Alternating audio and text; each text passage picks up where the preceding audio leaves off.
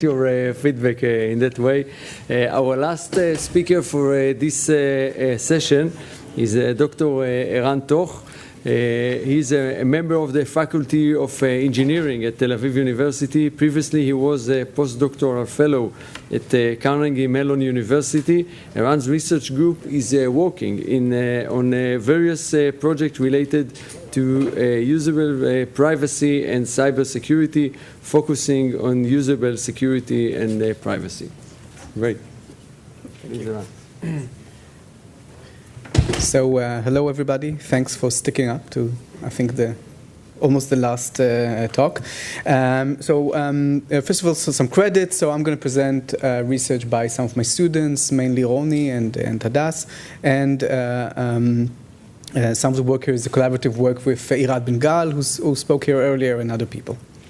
Okay, so this diagram is something that starts many talks in cybersecurity and cryptography. We have Alice and Bob, our two friends, who try to move information between them.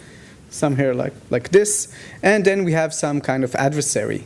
The adversary tries to steal information, change information, whatever. However, when Alice and Bob are people, and these stick figures kind of prove that they are people, the situation is a bit different. So Alice and Bob are using some kind of security application. That's the user interface. That's the mobile device, the computer, the browser that they use in order to communicate between the server and the client.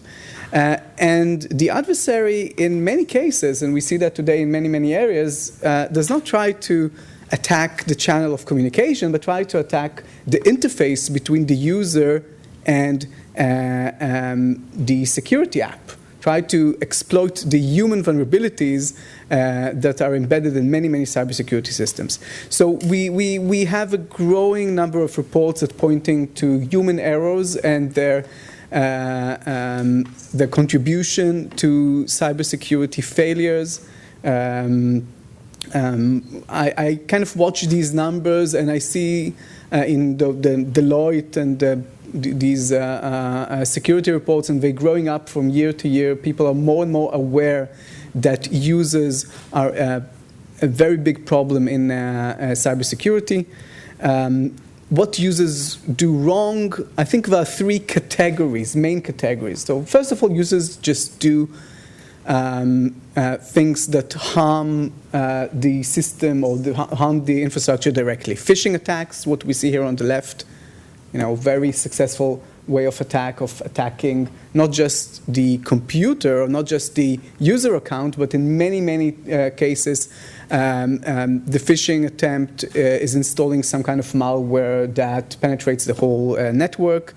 Man-in-the-middle attacks. Here we have a man-in-the-middle attack on Wi-Fi hotspot. You choose Aroma or you choose Starbucks, but you understand, but most cases you don't understand that you actually connect to a malicious hotspot, another very popular form of attack. So all of these attacks are actually initiated by the user, and because they're initiated by the user, we see that automatic solutions to these kinds of attacks are very weak. Phishing attacks are still going strong. Users, another thing that they do, I'm not going to talk about, but it's a very nice thing, are still the ones doing most of the authentication. Okay? And we see that people, all of us here in this room, have problem managing, for example, their passwords. We either write them down on our computer, and I actually took a photo this is a picture that I took of a faculty member. It's not here in Israel, she had so many problems remembering her passwords, she got a tattoo of her password. And you can look at that and try to guess the tattoo. Guess the password.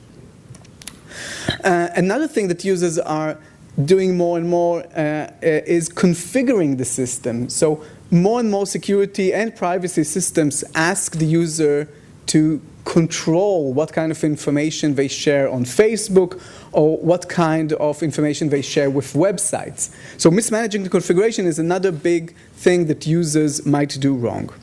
So I'm going to very quickly talk about, first of all, introducing some ideas, some new research about cybersecurity decision making, just general background to help you guys kind of understand more. And I'm going to present very quickly some of the works that my research group is doing.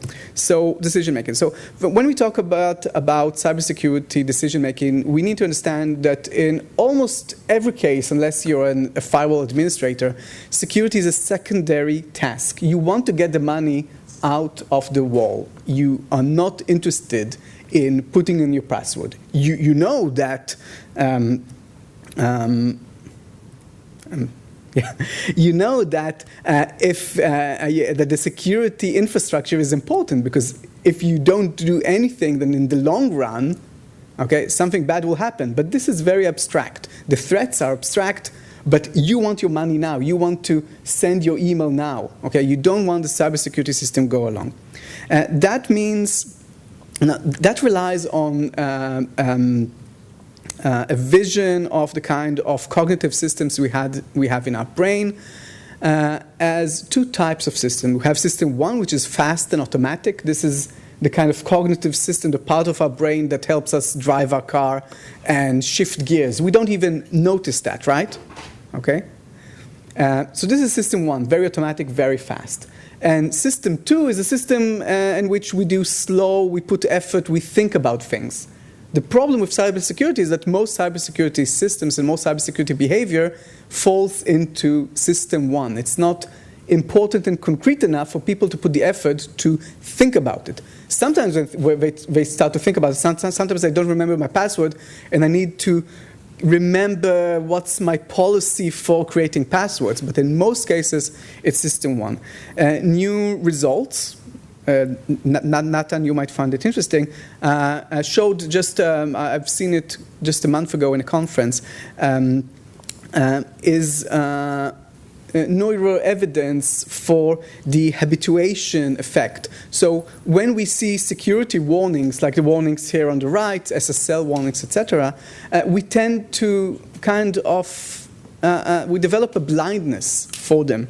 And it was established in using MRI studies. They got people into an MRI, and they looked at two types of warnings. Static warnings are the warnings that we actually use.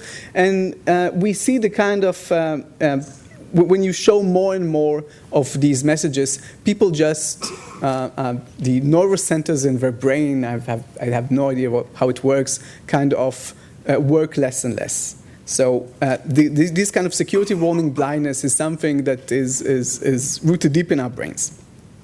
What does it mean? So first of all, when people design security systems, we need to remember that the systems have limited access to our cognitive capacity, which means that when we have these kinds of messages, these kinds of interactions, we need to remember that people will not will not pay attention to them in the long run.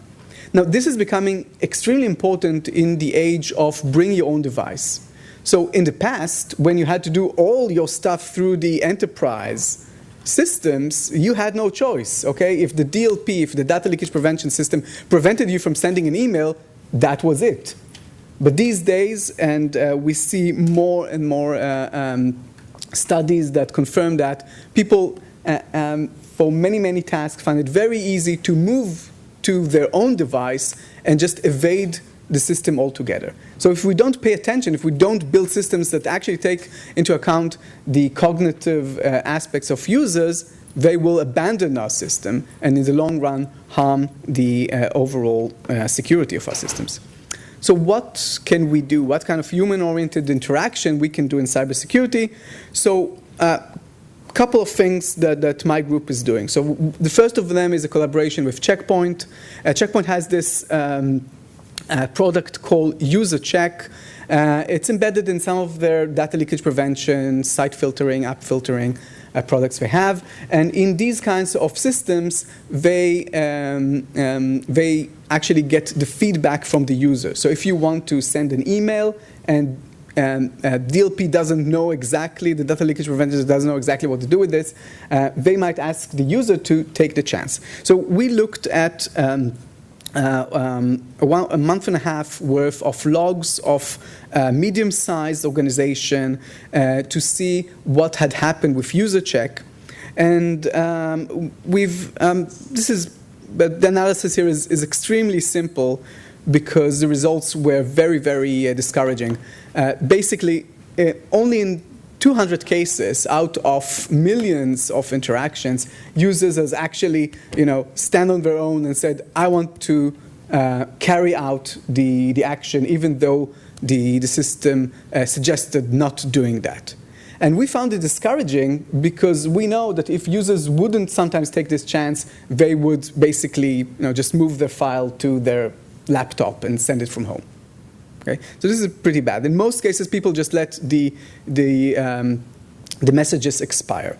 So we went with Checkpoint and we tried to build an infrastructure in which we can develop and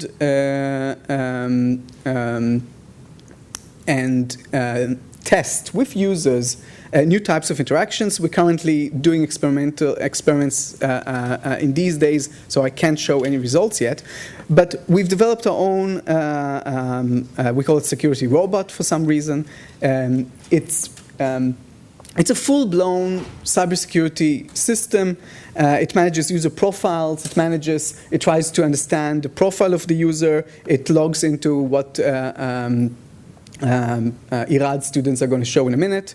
And it tries to tailor responses to profiles and to context. So I'll just give you an example of what kind of interactions we do. For example, we want to see if interactions that are tailored towards expert users, in which you give more options, will work better with expert users than, let's say, interactions that just block stuff. Okay, so we want to see if we tailor the interaction to the particular profile of the user, we'll get better results in both productivity and cybersecurity. We want to test whether warnings have a different effect. And in the next stage, we want to test whether we can use what we call gamification methods. That means that we try to give incentives to the user to do some stuff, maybe getting some money at the end of the month if the behavior is okay, and see how it works.